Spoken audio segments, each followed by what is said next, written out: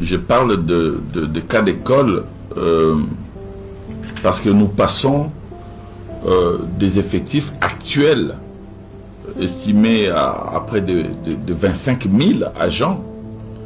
25 000 agents à 11 838. Nous passons de 25 000 à 11 000, ce qui est historique. C'est ce qu'on appelle la rationalisation. Ah, rationalisation. Et je voudrais ici vraiment, sincèrement, dire bravo au ministre d'État, Marc Ekila. Et je voudrais rendre hommage à votre travail de rationalisation, ce travail titanesque que vous abattez à la tête de ces ministères, parce que oui, depuis que vous êtes là, on sent bien que les lignes sont en train de bouger, véritablement. Nous sommes en train de quitter, et je ne le dis pas, juste pour le dire, j'ai observé. Dieu sait, le destin a voulu que j'ai le statut de l'un des doyens du gouvernement. Donc je sais voir comment les choses ont évolué petit à petit. Mais là, on peut dire véritablement, au-delà de la rationalisation, il s'agit vraiment d'un travail de redressement d'un secteur clé de notre pays. Parce que comme vous le savez, oui, la formation professionnelle est au cœur de toutes nos stratégies publiques. Elle est au cœur de la refondation de l'État, tel que voulu par le président de la République. On ne peut pas espérer développer la RDC, on ne peut pas prétendre amener la RDC vers le progrès, vers l'émergence, sans disposer d'une politique de formation professionnelle adéquate qui soit véritablement à la hauteur de nos ambitions. Et donc, ce grand pays a besoin des bâtisseurs. Ce grand pays n'a pas besoin que d'intellectuels, des universitaires, des médecins, des juristes, des politologues. Ce pays a besoin d'une main-d'œuvre qualifiée. Ce pays a besoin des paysagistes. Ce pays a besoin des maçons. Ce pays a besoin il faut me rappeler tous ces métiers, des menuisiers. Ce pays a besoin des carreleurs. Ce pays a besoin d'ajusteurs. Ce pays a besoin des peintres. Ce pays a besoin de cordonniers, des éboueurs, de tous ces gens qui vont construire, bâtir de leurs mains le pays, bâtir physiquement la nation. Et ça passe par la politique de la formation professionnelle. Et je vois comment mon collègue ici présent, Marc, qui se bat tous les jours pour rendre possible ce qui était perçu comme impossible hier. Et j'ai foi que nous y arriverons avec cette détermination, avec ce volontarisme. Et vous pouvez compter sur notre accompagnement. Au-delà de l'accompagnement du chef de l'État lui-même, parce qu'il vous l'avait accordé, et de l'accompagnement de son Excellence, Madame la Première ministre. Parce que oui, il faut que nous essayions de changer de paradigme, de regarder les choses autrement. Il faut que nous puissions essayer d'aller vers le progrès. Je m'en réjouis de voir que aujourd'hui il y a à la tête du secrétaire général une femme, tout un symbole. À la fonction publique aussi c'est une femme. Au budget c'est une femme. Ben, aux finances c'est une femme. Et les femmes sont en train d'émerger un peu partout et c'est une bonne chose. parce que c'est finalement la maman qui engendre la société nouvelle, et je suis sûr qu'il y aura un impact.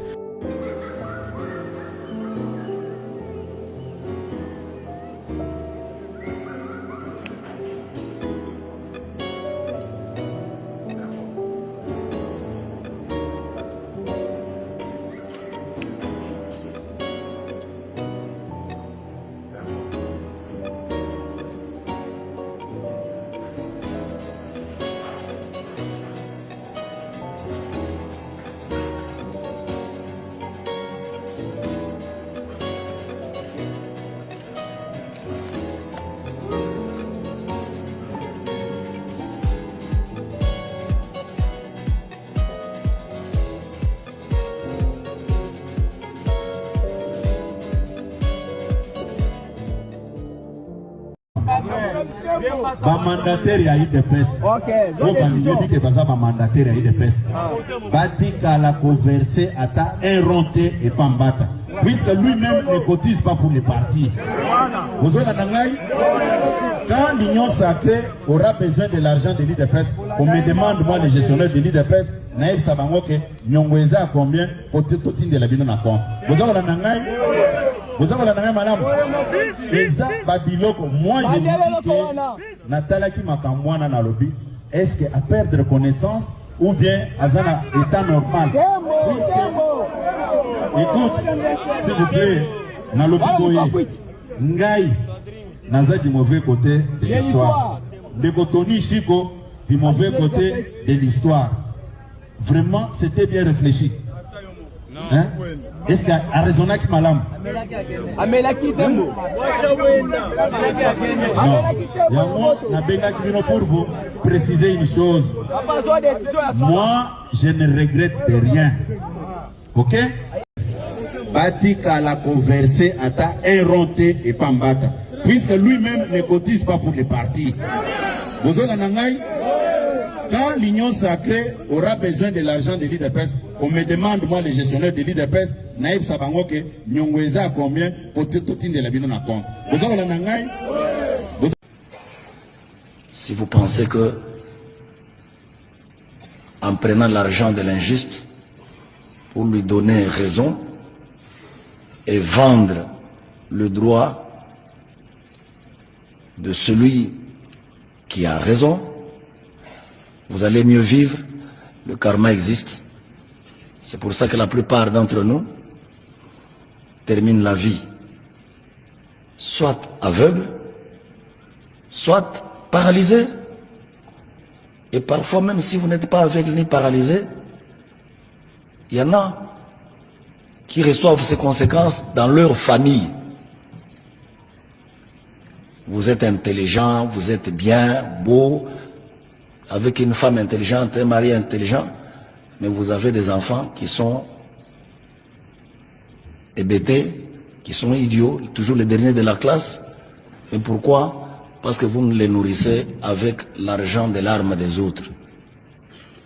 Ma première instruction, c'est qu'en matière foncière, pas de représentation des partis. Pas de représentation. Vous exigez que les partis comparaissent personnellement, on peut les assister, oui. Parce que 80%, ce sont des personnes fictives. Deuxième mesure, désormais, en matière foncière, les juges ne peuvent pas prendre une décision sans s'être déportés dans les services de titres fonciers pour vérifier l'historique de la propriété et l'authenticité des documents produits. On aura arrêté l'utilisation des faux en grande partie. Vous ne pouvez pas décider sur titre, non.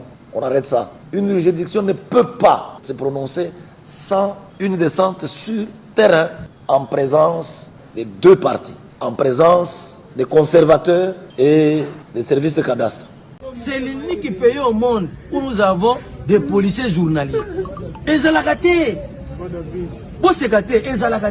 aucun pays au monde n'a des journaliers comme n'a des policiers journaliers. Mais à autre on a des policiers journaliers. Par contre, on a 50 000, c'est tout le temps de la République. On ne vous dit pas la vérité.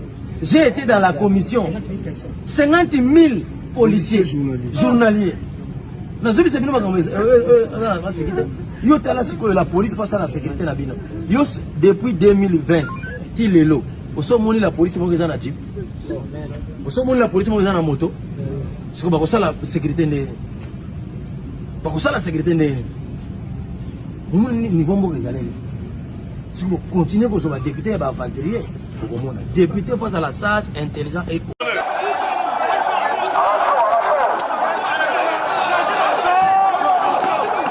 5 choses à retenir des migrants expulsés des USA. 1. Il s'agit de 15 ressortissants de l'Amérique latine. 2. Ils sont arrivés à Kinshasa le 17 avril 2026 pour un séjour temporaire. 3. Leur prise en charge est assurée par le gouvernement américain. 4. Ce mécanisme est strictement transitoire, limité dans le temps, sans vocation d'installation durable. 5. Leurs droits, la législation congolaise et les engagements internationaux ont été respectés.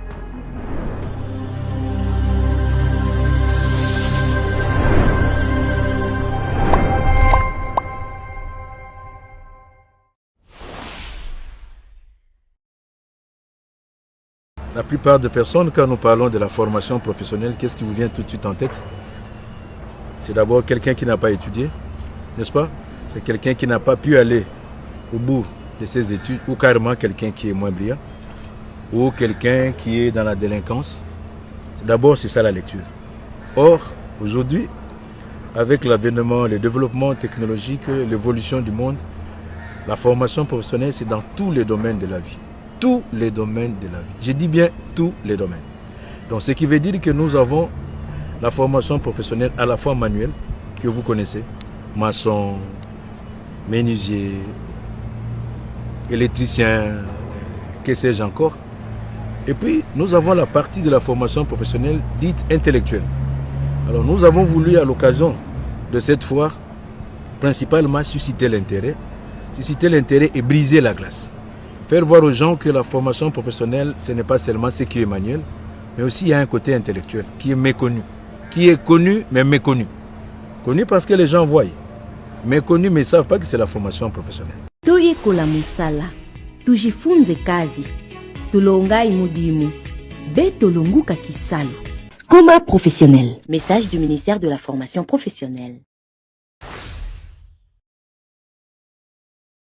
Les décarpis des Pacadumont sont de retour sur les sites de Moli. Tu te souviens? Le 9 février, les autorités de la ville de Kinshasa ont procédé à la démolition du quartier Pacadumont dans la commune de Limete. L'opération visait à libérer les emprises ferroviaires occupées le long de la voie ferrée afin de permettre la relance du train urbain. Plusieurs centaines de familles ont été décarpies. Mais un mois et demi plus tard, les déplacés ont commencé à revenir dans la zone. Certains vivent actuellement dans des abris de fortune, au bord de la route ou à proximité de la voie ferrée. Des installations précaires ou le manque de tout. Banda babuka biso eboso bakeko mema biso mboka moko boye kuna so toyebite na bangomba toboya kiango memi biso lisusu tomona kaka to se trouver na scène pepe kasi wese na minute so ko otala ça ne va pas koliate bazo kipe biso ne lokote bana bandi ko kufa mikolo mususu bandi ko kufa ngana sepena la libanda na bana place osoma putasete mobali pa kufa la basalinga césarienne ya bana mibale pe mobali akufika na sengi pepe moyen ezate na pe na famille te epa ite na kokende wapi bopesa ngambongo na kende mboka soki na bandi kakawa na kokufa. Dans ces conditions de vie précaires, le risque des maladies, notamment le choléra, refait surface. Le quartier Pacadumont, c'est un quartier qui était affecté avant sa démolition par le choléra. Dans les prévisions que nous avions avec le ministère de la Santé, nous étions en train de nous préparer à vacciner toute cette population-là. Et le souhait aurait été qu'on vaccine d'abord le quartier avant sa démolition, ce qui aurait évité ce qui est arrivé en détruisant le camp. Les gens qui sont porteurs du vibrion se sont éparpillés ou sont allés là où on les a emmenés avec le vibrion. Et nous avons eu cette crainte-là de voir se propager le choléra. Mais maintenant, nous allons essayer de suivre les déplacés là où ils sont, et essayer de les vacciner vraiment complètement. Et toi, que penses-tu de cette situation? Dis-le nous en commentaire.